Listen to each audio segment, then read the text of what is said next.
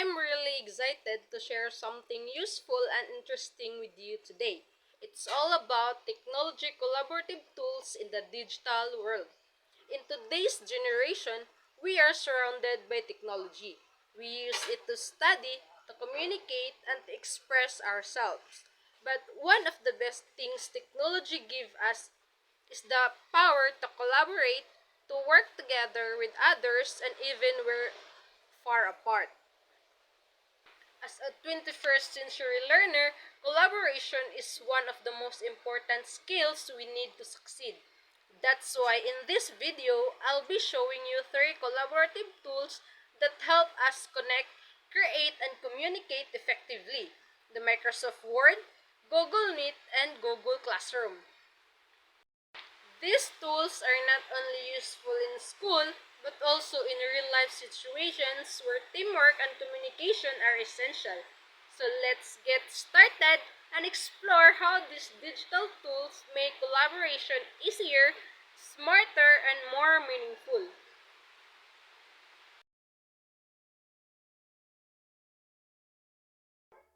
First, let's start with Microsoft Word. When you open the app, make sure you're signed in using your Microsoft account. Once you're logged in, you'll see your saved files or you can tap the plus icon to start a new document. What's really nice about Word is that already has templates you can use. You don't always have to start from a blank page. You can choose whether to use a Microsoft template for letters, greeting card, or even a resume. Here's what I like about Microsoft Word.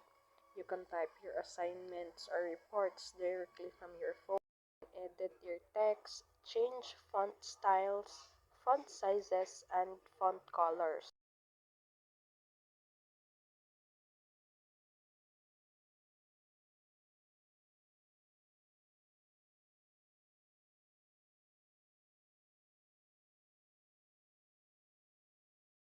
You can even insert pictures if you need to make your report look neat and organized.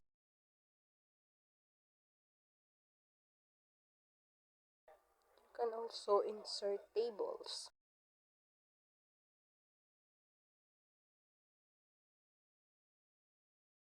I'll type a simple quote by Nelson Mandela here, and as you can see, it's really easy to use.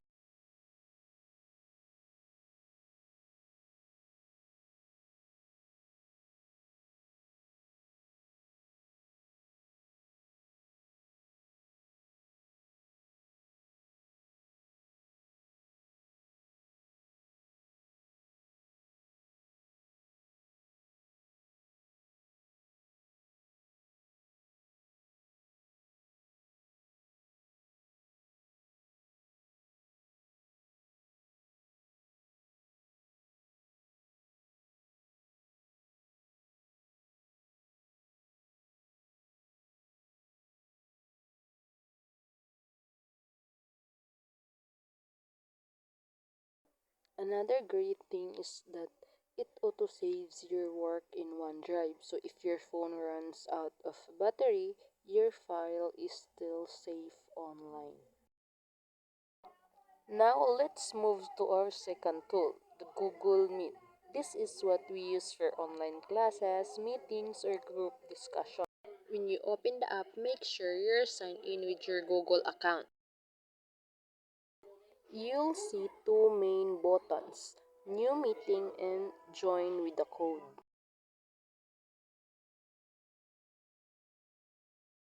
Click New Meeting if you want to start your own class or meeting. You can also share this meeting with the people you want to join with the meeting.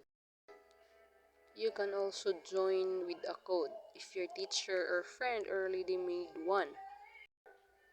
Just enter the code of the meeting so you can join.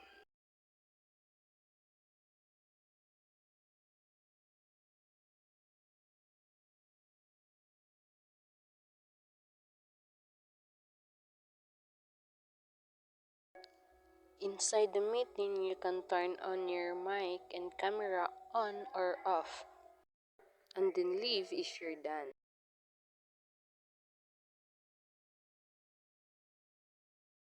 Our last tool is Google Classroom, a must-have for students. Again, make sure you're signed in with your Google account before opening it. Once you're inside, you'll see all your subjects or classes.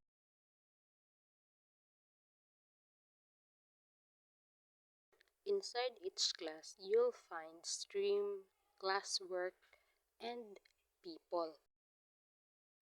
Stream, where teacher posts, announce, and updates.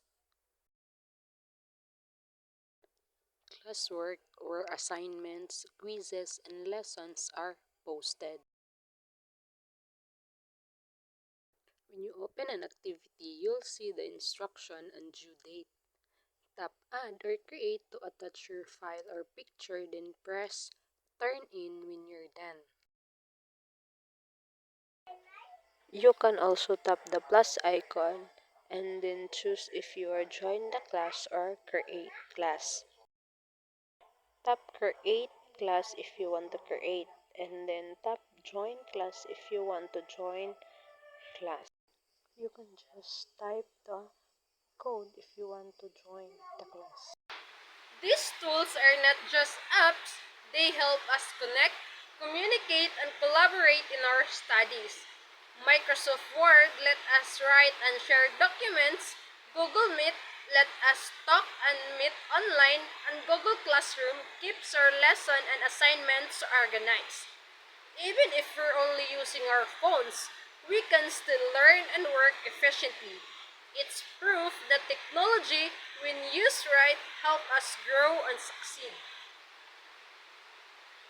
We just explored Microsoft Word, Google Meet, and Google Classroom. Three tools that make learning easier or more fun.